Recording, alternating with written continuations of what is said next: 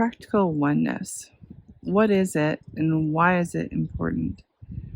To those of us who want to know the oneness, who want it to be understood within our own consciousness what this is, practical oneness is important because it's a part of us, meaning that we live our everyday lives knowing that we are the oneness, and yet the everyday life still exists, and there are things we have to do in order to participate in our everyday lives.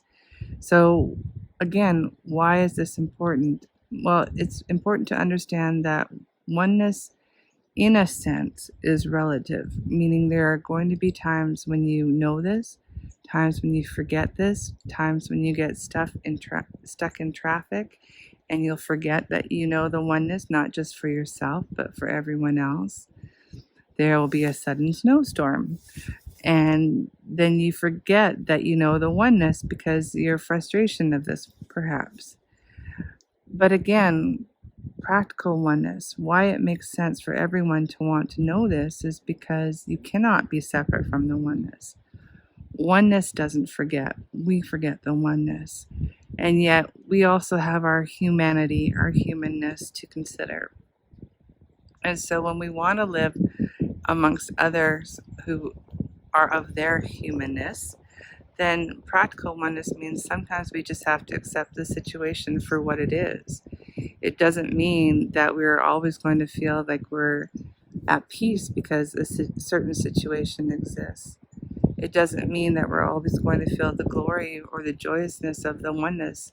In fact, sometimes it can mean the opposite, because where you want to know where oneness exists, it doesn't mean that everyone else does.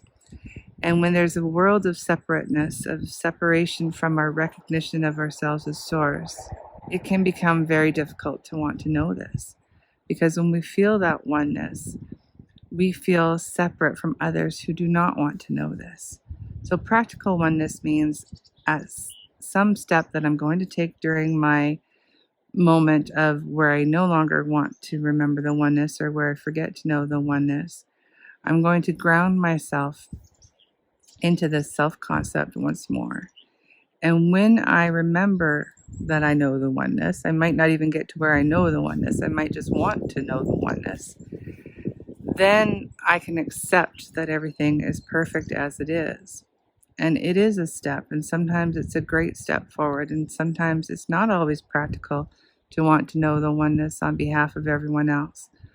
But when this is your life purpose, and when you want that something more that you can't put your finger on, when you know there is a life purpose that will give you that something more, and yet it's not necessarily something that you can know for certain, you have to take a great leap forward in order to accept this oneness, that it is permanent, that everyone on some level is a part of this.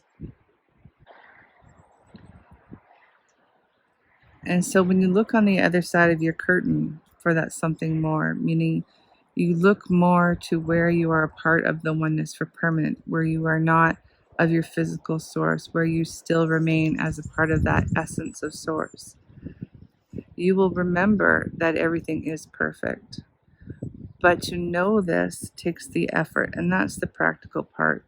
There comes a time where you just can't accept this, where things in your world or things that you observe about someone else, we can't logically assume is perfect. We can't get there in our own way of thinking, in our human mindset. And so it takes a lot of prayer, meditation, and contemplation to want to know the oneness. And again, not to even know that it's perfect, but to want to know this. Sometimes we just want to take a step back from its application within our lives. And so that, in a practical sense, is practical oneness. How can I get to know the oneness, to want it in my life when it doesn't always make sense? And how can I take this step, such as a gentle meditation, when maybe I feel like I'm in resistance? I don't want to know this. Not today, not ever. There are times when practical resistance is also okay. It just means that we're human, and to know the human experience is to incorporate the oneness into it, which is our entire purpose. So if you want to know the oneness experience, and yet you can't seem to assume that it exists in your everyday life. Just wonder. Just go within, do a slight meditation, come out to the wilderness if that's your preference, and wonder, where do I exist as the oneness? What is the oneness? What is she talking about? And why, on some level, does it make sense?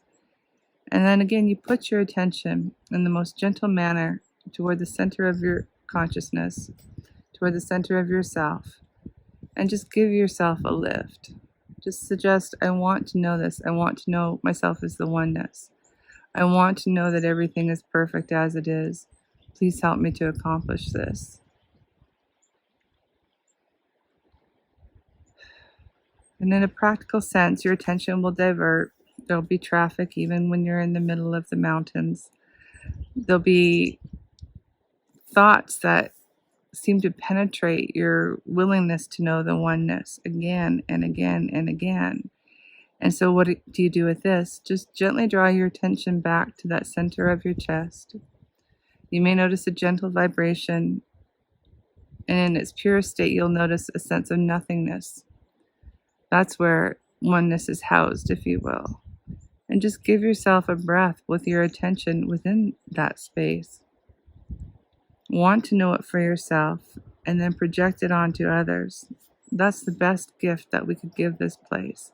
That's the best way that we can help others to know their sense of oneness and the peace that exists within it. And so it is. Amen.